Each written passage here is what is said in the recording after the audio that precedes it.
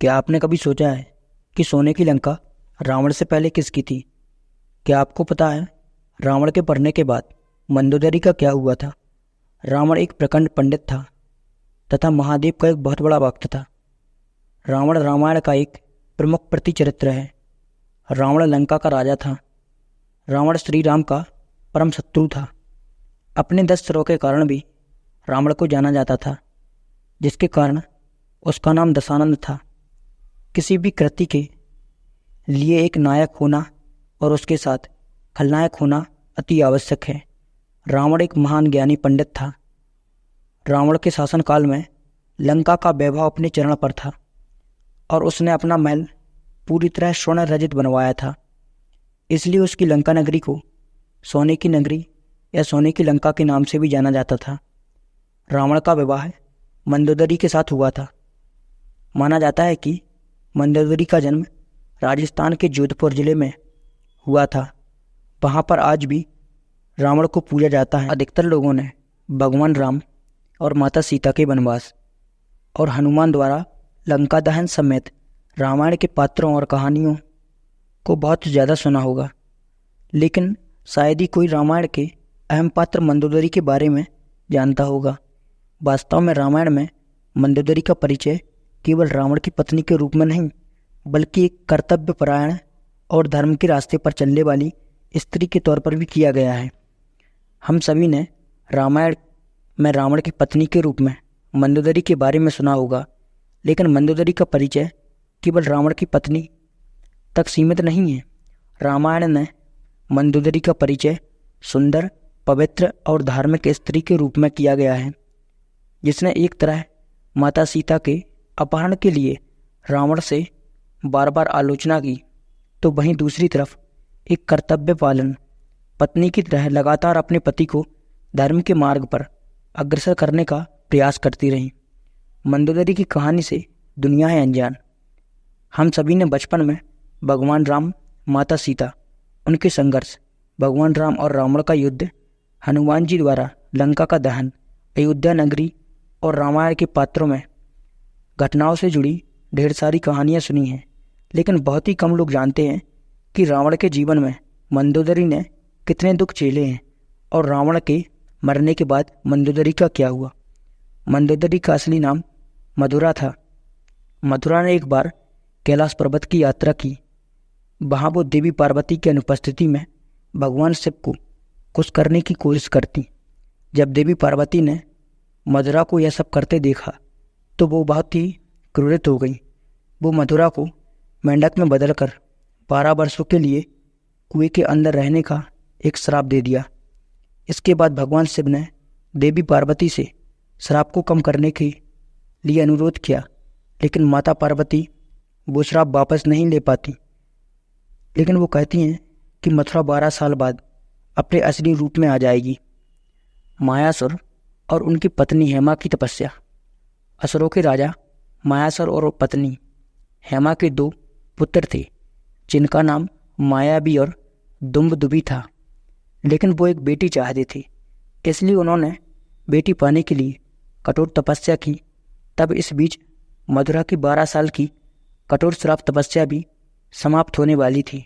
जैसे ही मथुरा की तपस्या पूरी हुई, वो अपने मूल रूप में आ गई और मदद के लिए चिल्लाने लगी। मायासुर और हेमा जो पास में ही तपस्या कर रहे थे, उन्होंने मथुरा की मदद की पुकार सुनी और तुरंत उसे कुएं से बाहर निकाल लिया। बाद में उन्होंने मथुरा को अपनी बेटी के रूप में स्वीकार किया और उसका नाम मथुरा से बदलकर मंदोदरी हो गया। रावण ने मंदोदरी से जबरदस्ती की थी शादी। एक बार रावण मायासुर के महल में गया तो वहाँ उसने मंदोदरी को देखा और उस पर मोहित हो गया था। उसने मायासुर से मंदोदरी का हाथ मांगा, लेकिन मायासुर ने मना कर दिया, जिससे रावण नाराज हो गया और मंदोदरी को उससे शादी करने के लिए मजबूर करने लगा। मंदोदरी को पता था रावण भगवान शिव का भक्त है। इस डर से और अपने पिता की रक्षा के लिए रावण से शादी करने के लिए तैयार हो गई। रावण से शादी करने के बाद उसने 2 पुत्रों को जन्म दिया, जिनका नाम मेघनाथ और अक्षय कुमार था। रावण के वध के बाद मंदोदरी का क्या हुआ था। भगवान राम ने रावण का वध करने के बाद विभीषण को लंका का राजा बना दिया था। ऐसा कहा जाता है कि रावण की मृत्यु के बाद विभीषण ने अपनी भाभी मंदोदरी के सामने विवाह का प्रस्ताव रखा। मंदोदरी के बारे में कहा जाता है कि वो एक सती स्त्री थी जो अपने पति के प्रति समर्पण का भाव रखती थी। इसलिए रावण की मृत्यु के बाद मंदोदरी ने विभीषण का प्रस्ताव ठुकरा दिया था, लेकिन प्रभु श्री राम के समझाने पर उन्होंने विभीषण का प्रस्ताव स्वीकार कर लिया और विभीषण से शादी कर ली। रावण से पहले लंका किसकी थी? क्या आपको पता है लंका का निर्माण रावण ने नहीं बल्कि उनके बड़े भाई कुबेर ने करवाया था, जिसे धन का देवता माना जाता है। धन के देवता कुबेर ने सोने की नगरी लंका बनवाई थी, लेकिन दुष्ट रावण ने अपने ही भाई को लंका से खदेड़ कर निकाल दिया और लंका पर राज करने लगा था।